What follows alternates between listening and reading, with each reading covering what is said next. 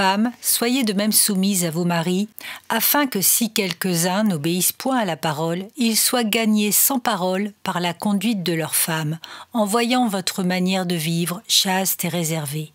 Ayez non cette parure extérieure qui consiste dans les cheveux tressés, les ornements d'or ou les habits qu'on revêt, mais la parure intérieure est cachée dans le cœur, la pureté incorruptible d'un esprit doux et paisible qui est d'un grand prix devant Dieu.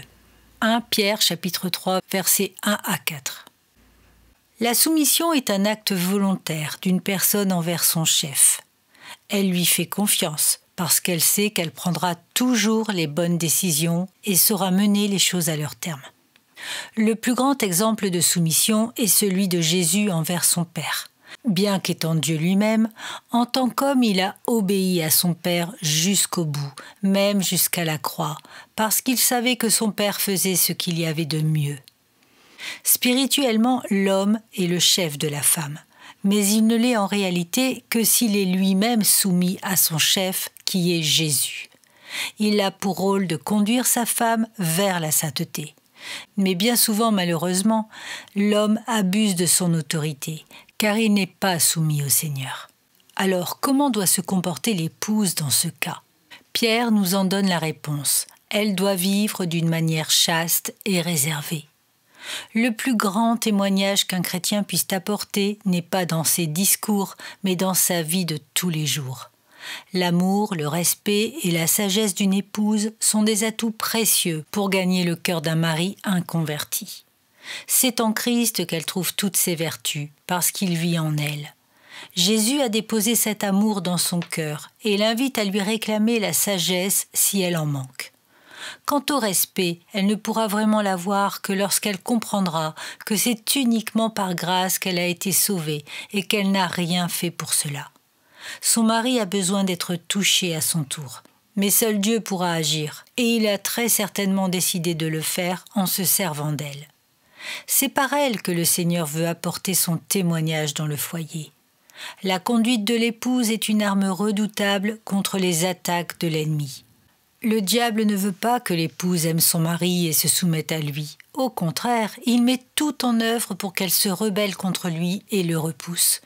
Plus l'ennemi gagnera du terrain, plus l'épouse délaissera son mari et plus le fossé se creusera entre les deux conjoints. Ma sœur, tu as été choisie par le Seigneur pour être la lumière de ton couple. Ne vois pas ta situation comme un fardeau, mais plutôt comme une grâce. Le Dieu de toute grâce qui t'a appelé en Jésus-Christ à sa gloire éternelle, après que tu auras souffert un peu de temps, te perfectionnera lui-même, t'affermira, te fortifiera et te rendra inébranlable. 1 Pierre chapitre 5 verset 10. Ce n'est pas toi qui changeras le cœur de ton mari, seul Dieu peut le faire. Par contre, il t'offre une grâce merveilleuse, celle de t'utiliser. Non pas pour le convaincre de venir à Jésus, car tu en es incapable, mais pour lui témoigner l'amour que tu as reçu de sa part.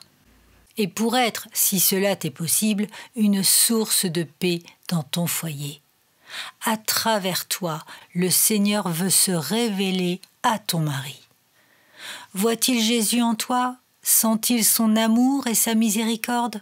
Tu es un témoin de Christ dans ta propre maison, ne l'oublie jamais, car c'est là ta première mission. Et lorsque cela est trop dur, trop difficile à supporter, viens à Jésus et répands-lui ton cœur. Il te relèvera, te fortifiera et te rendra inébranlable. Ne remets pas en question ton couple, c'est Dieu qui t'a mis à cette place.